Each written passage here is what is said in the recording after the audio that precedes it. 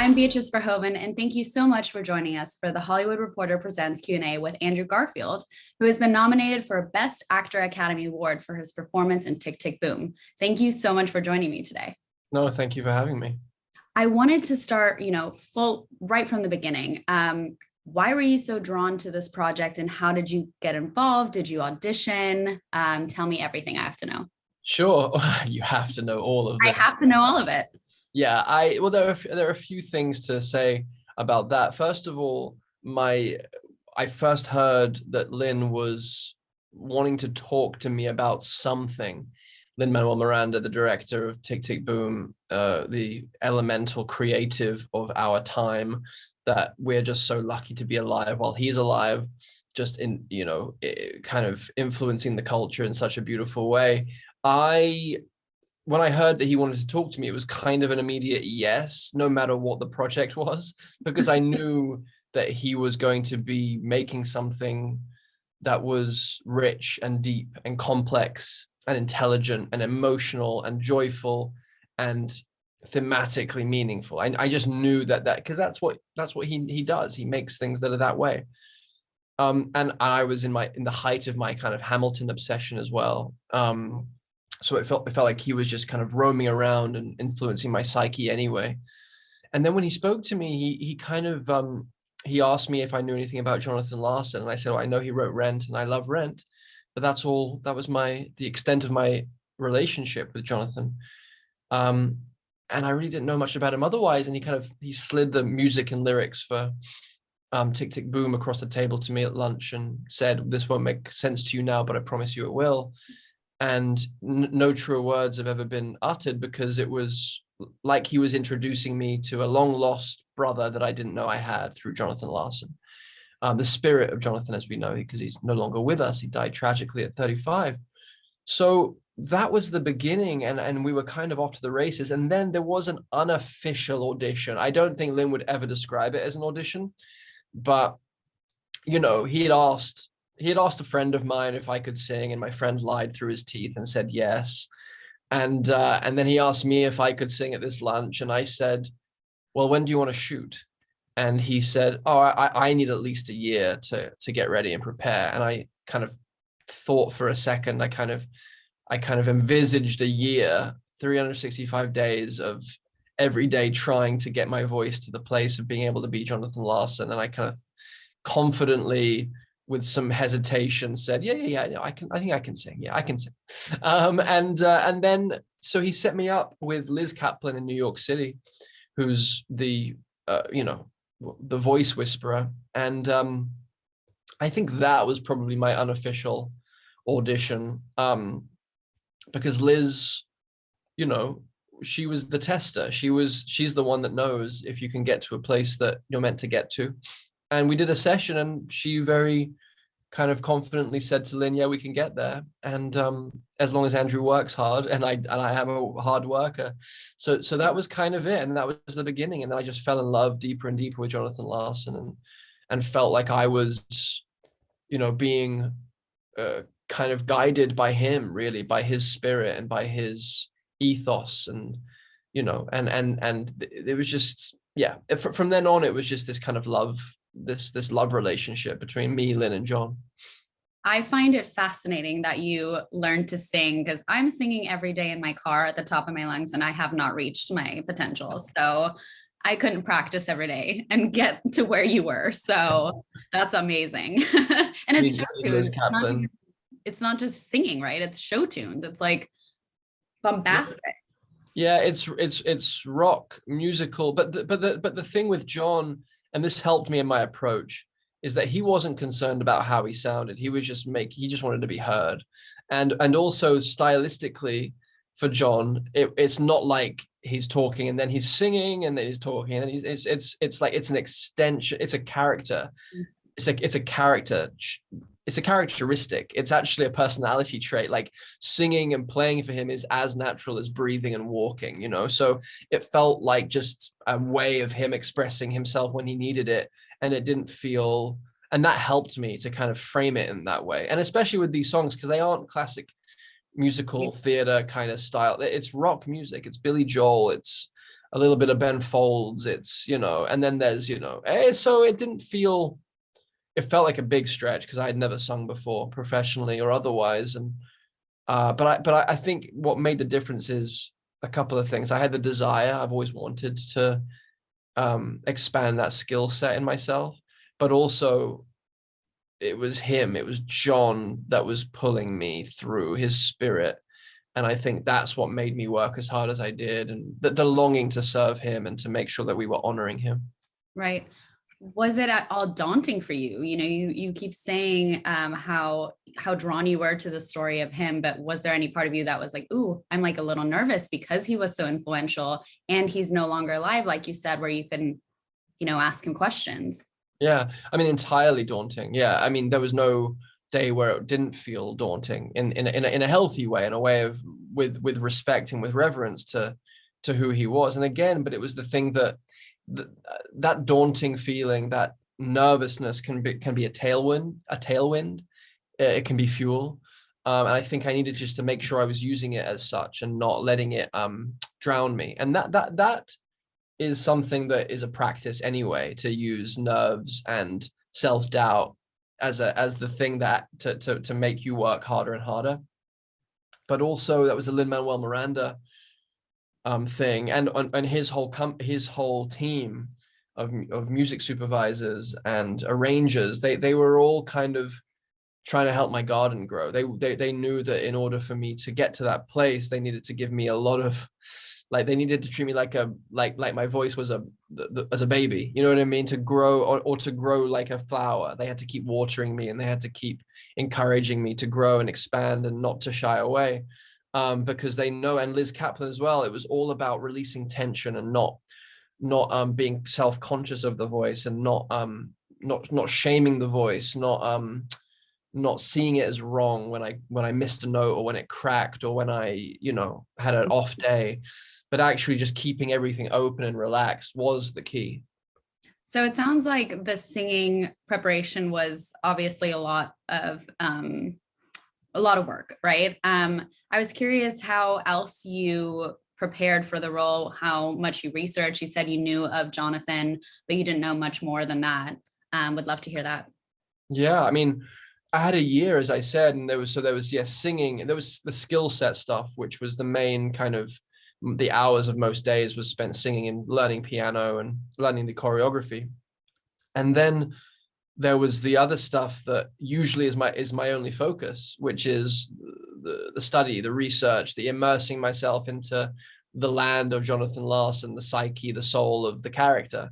But I think that stuff started to feel like a vacation, because the other stuff was so new and so scary that actually I was probably able to go even deeper into my other preparation, because I wasn't being so precious about it like I would usually be, because my preciousness was going towards learning these new skills. So actually the study of Jonathan became this very joyous thing, because the acting part, I knew I had a better handle on, because I've been doing it for 18 years at this point, and I knew that I could, I knew that I had a method that felt like it could be trusted to immerse myself in all things Jonathan, so that by the time I landed on set, I could just allow him to follow his impulses, using my body, my voice, and my piano playing, and my dancing, and my heart, my soul, for us to kind of make a marriage.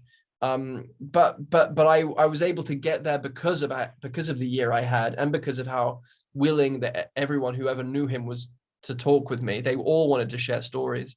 They wanted to tell me who he was and how they experienced him. And there's an endless amount of footage of him doing the solo show Boho Days. There's footage of him in his apartment, him at the diner. There's his cassette collection that he photographed, that his record collection, his book collection, his there's so much. And then of course there's his music and his lyrics, which give you all the clues you need in terms of building a character, capturing and expressing the essence of this very, very multifaceted human being. And there were so many conflicting aspects of him that I just found so beautiful and human and fascinating. For instance, these two seemingly opposing things that coexist in him, which is this this kind of like pure obsession with his calling, and at all costs he is going to make his show, even if it means sacrificing all of his personal life. Yet simultaneously, he was the most supportive friend of everyone else in their art. He wanted everyone's art in his community to be in the world.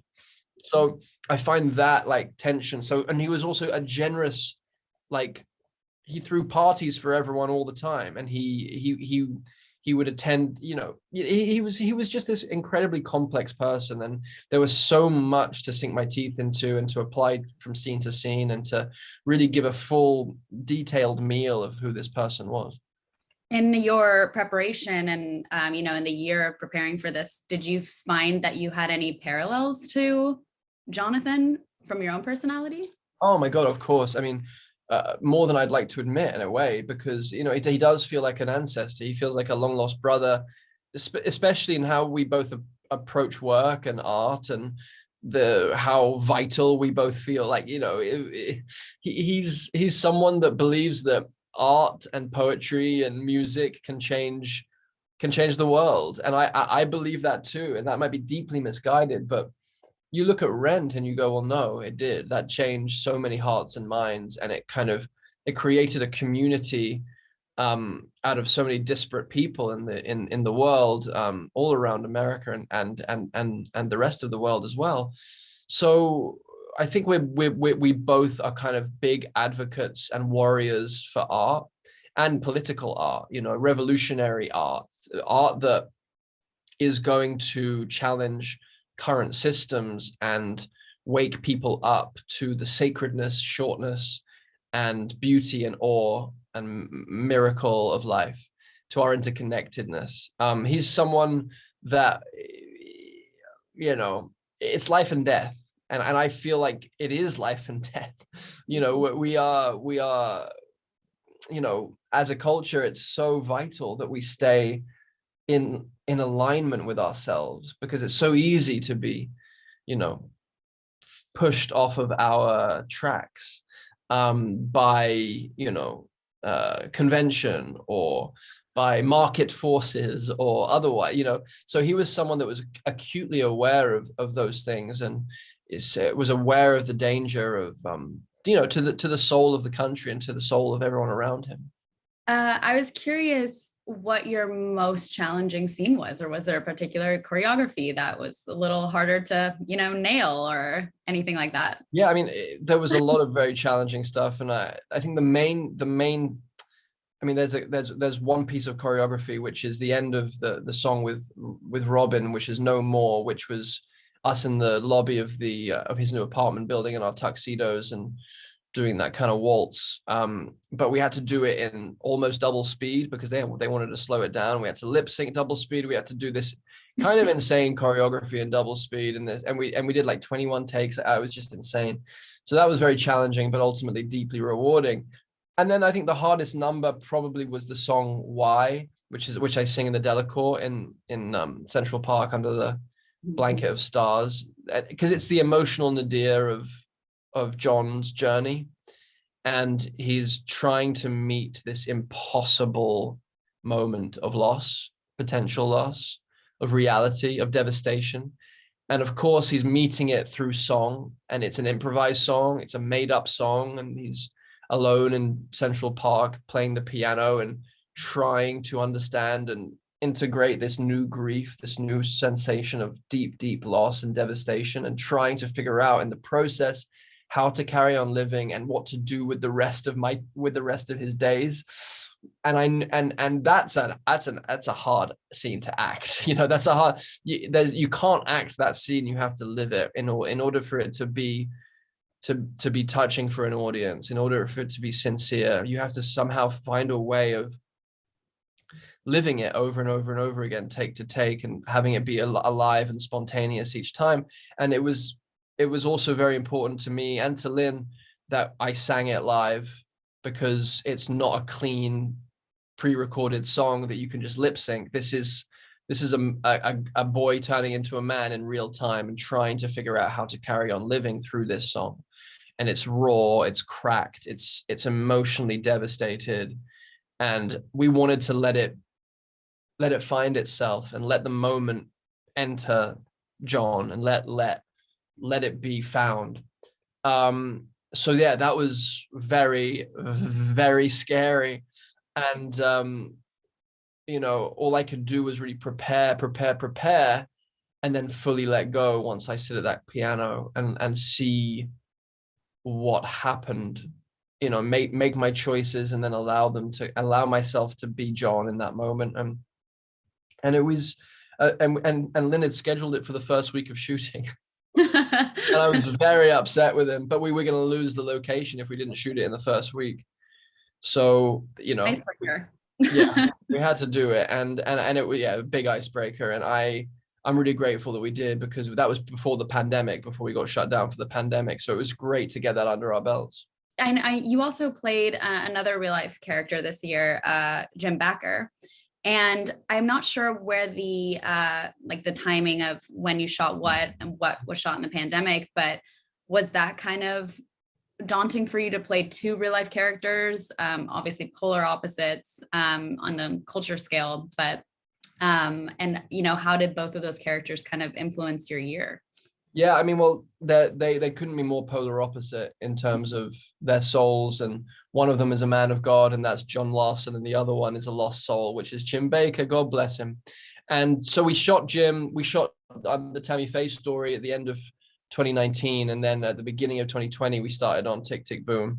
And yeah, I mean, it was a very dark person to inhabit with Jim Bakker, and I think it was just an incredibly painful place to live within myself for that period of time and shooting that film.